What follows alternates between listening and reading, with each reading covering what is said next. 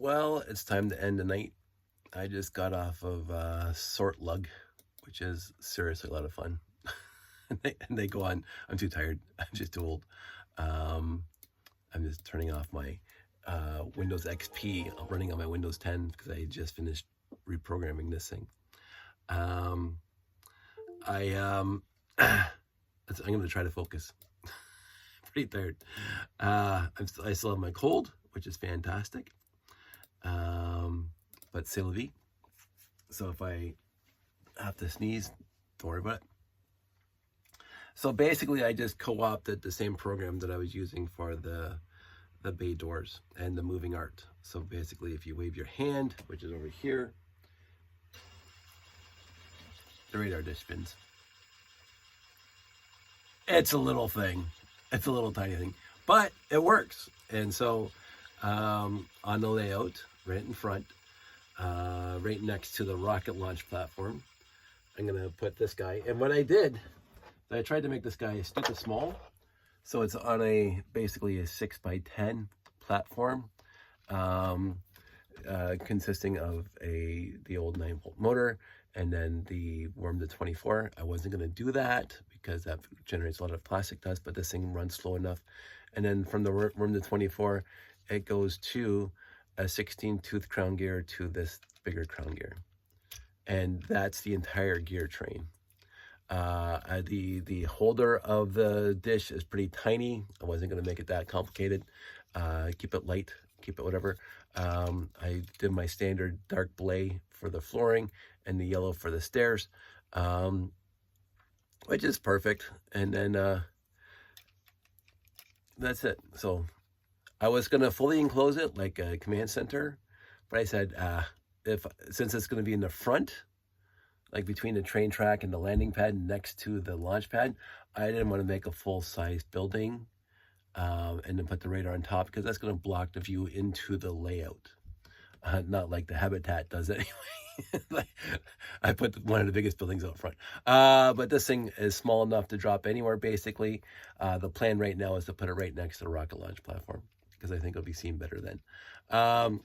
The coating, as I say, is identical pretty much to the moving art. I changed some of the variables because the one thing I noticed about the moving art is I talked to Jason a little bit at the show. He uses this dry WD-40 stuff to help his axles not get dusty and smooth better, because you can't use like WD-40 on Lego. It's not good.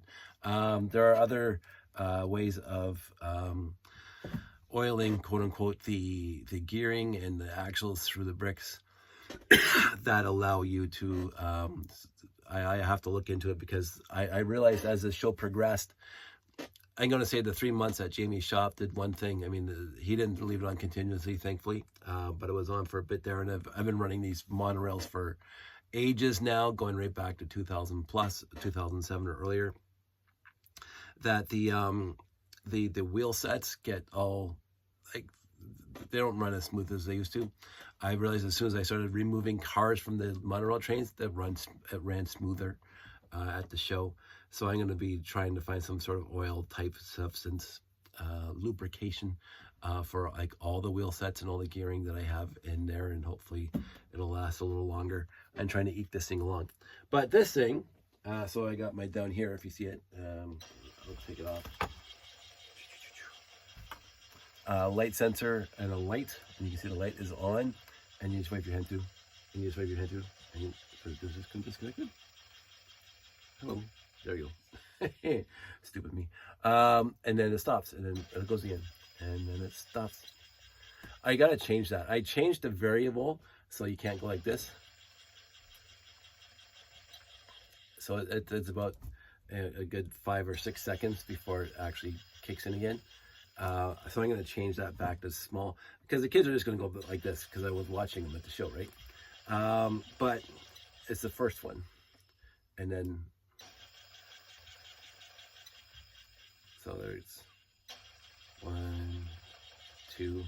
So it's about 2 seconds. That'll turns on the sensor again to register movement.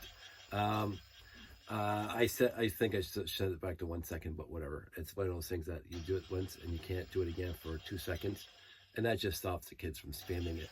But other than that, the wiring, piece of cake. The setup is easy, and then when it comes to a stop, which will stop pretty soon. There you go. So now it stops. If nobody swipes their hand, it's going to be like 5 or 10 minutes before it spins again. So it'll spin on its own, which is kind of fun. But I'm not going to wait the 5 to 10 minutes. But this is just going to be one little enhancement for audience participation, interaction. This is the first one I've designed. I do have thoughts for a flying spaceship-ish, but I have to build it because I'm trying to make the mechanism as small as possible because it's going to be hanging off the side of the habitat, because that's probably the best place I could do it. So I'm going to be doing that. There's a few more things I want to do for movement inside the layout, that because the bay door, the garage door, the repair bay door, it's just too long for the kids, and you have to look for it. That goes up and goes down. I'm going to leave that in, but I'm not going to have a sensor that's readily available to swipe. I'm going to have probably one behind so I can do it and show people of that thing coming in and out. But also when there's nobody watching or nobody waving their hand, that it doesn't move, because moving is what generates the plastic dust, which generates the friction, which generates the more plastic dust you have. And as we found out in the old robot competitions, the more plastic dust you have, especially when you're gearing down, because you got an axle that's spinning at, I don't know, lots of RPM, and then you gear it down, and then the gears coming together. They're plastic, right? And so they interface with each other. Was that my arm? They interface with, and that generates plastic dust, which then stops it or adds more friction to its spinning. Okay. Oh, my my sleeve was covering the light sensor. But this was a cute little build, and I can probably build more cute little things like that to put around the layout. I'm thinking 3 or 4 to start, and just bring it to the next show and see what happens. Building the sensor is just the easiest thing in the world. It's just, this thing is like, I'll turn this off so it doesn't do it anymore. This thing is just a whole bunch of studless beams that hold it together. And therefore it's strong enough. I wanted this angle because this angle basically shines the light straight into the light sensor, and I do put a brick in front of the light sensor to stop extraneous light from hitting the light sensor. We did this back in the old RTL days.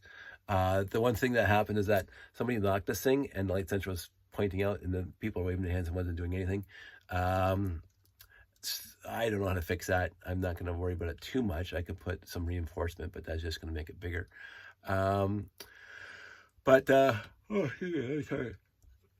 This piece sticking out into, like, I don't know, I'm not going to worry about it too much. They wave their hand underneath, right? So in the end, it works. It worked all through the entire show for the moving art project, as well as the bay door going up and down. And I can build like dozens of these. I'm not going to build dozens of these. And then I got the Cricut to print that out. And so the wave your hand sign's pretty obvious of what you're supposed to do.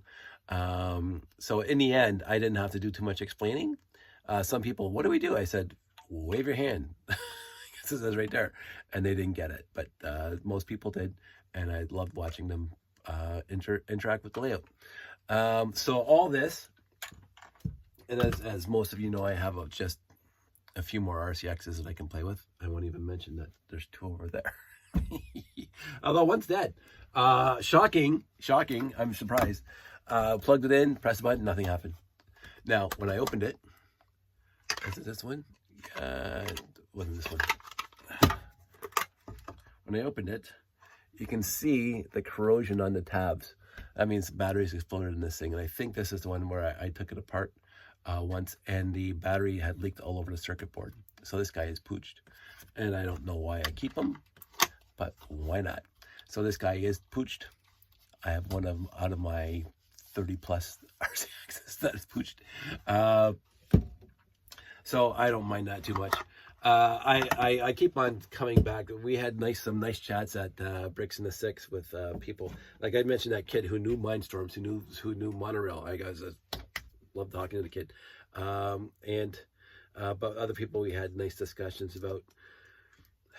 In one way, in seriously one way, the RCX was so easy to use and so easy to build into things for my generation.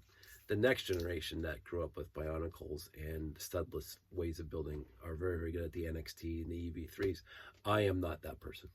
I build Technic brick built robots that win competitions, but Technic built robots that are 18 inches high. That was something else. Because I can do that. I get brick, plate, brick. I get that. And but the new kids with the studless technology can build things better, faster, and smaller than the brick built. I am just too old school. Just like building this thing, it's pretty old school. The one thing I was trying to make this footprint as small as possible, and it had to be 6 wide because here's the motor, and then here's the rotation sensor. So I mean, I could have made it 5 wide. And here's I couldn't have made it 5 wide because this thing, and then this long had to be 10 studs long from the motor, and then the space for the 2L to put the axle on the other side, because I mentioned that before. One of the deficiencies of the 9-volt motor that I always thought from the Lego company is they should have made an axle hole and not an axle out. But I forgot that this piece existed because I have a few of these, and I could have made this thing instead of 10 studs wide, I could have put it 8 studs wide, because I could have put this guy instead of here. While I'm looking at the camera, I could have put it here right next to the motor. Who cares? This looks nice, and it leaves room for the guys to stand on it and whatever. So I'm not going to redesign it. This is small enough as it is, and it's cute enough, and it does the job enough, and so therefore I'm going to just be able to drop that anywhere in the layout, and I can put the user interface anywhere in the layout. It will require, excuse me, I have to go blow my nose because I still have this cold.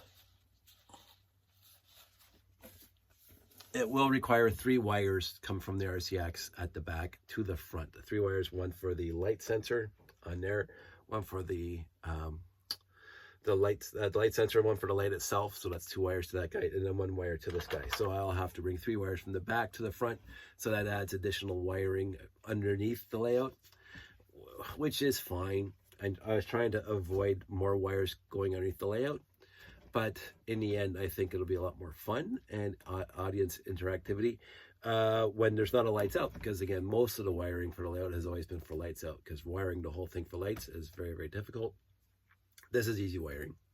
So I'm going to try that to next show, whenever that show is. I think February at Family Fun Fest with Kevin's show, and I love Kevin's show. I hope to have a few more, at least 1 more, something that the audience can swipe their hand and something happens. So that would be a total of 3, or 2.5, because the bay door I might not have active at the next show. But at least 2 or 3 things in the layout where the audience swipes their hand and something happens. So this one's done. I'm going to pack it up and put it up here somewhere. And I'm going to start the next guy. So that was my day. That was actually my weekend. So hope everybody out there is doing well. And yeah, I'm not going to go off on some more tangents. A nice short video for everybody. Everybody out there, stay safe, take care, and I will talk to you soon.